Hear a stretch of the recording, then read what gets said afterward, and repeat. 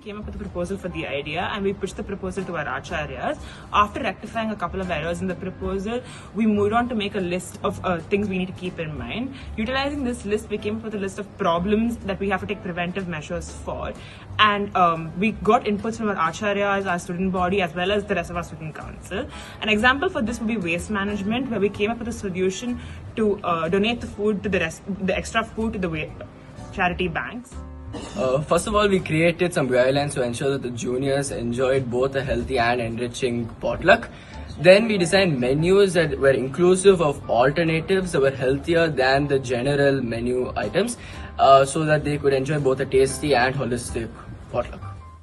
We divided ourselves and assigned a class each, making sure to cover middle school as well as high school. We then made sure to speak with them at least once a week, a month before the potluck, to create a bond and understand their perspective of everything.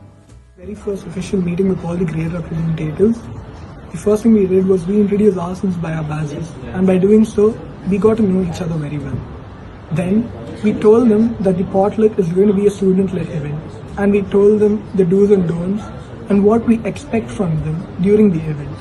And by doing so, we felt a responsibility within us. After a short break, we arranged another meeting with the student representatives. This time we sat in a circle and started with an icebreaker session. This meeting was for us to emphasize on the importance of cleanliness and waste management. We even told them to not focus on the menu, but on the theme of the potluck, that is feeling inclusive and the feeling of unity. The process went by very smoothly as the menus were received by the grade representatives well in advance. This gave them time to check and finalize the menus. On the day of the potluck, students began the celebrations by singing carols throughout the school and spreading the joys of Christmas. Soon after which, they got back to their classes and relished a meal with their teachers as well as akkas and annas.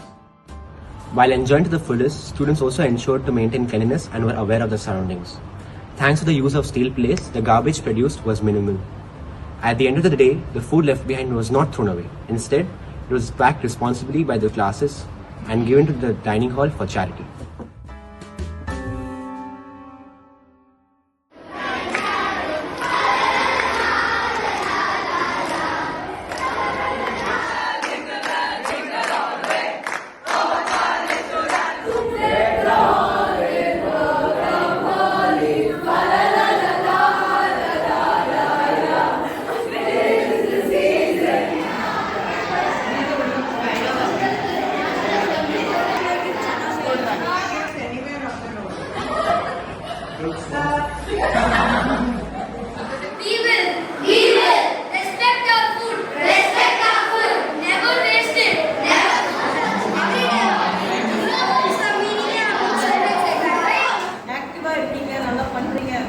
Good.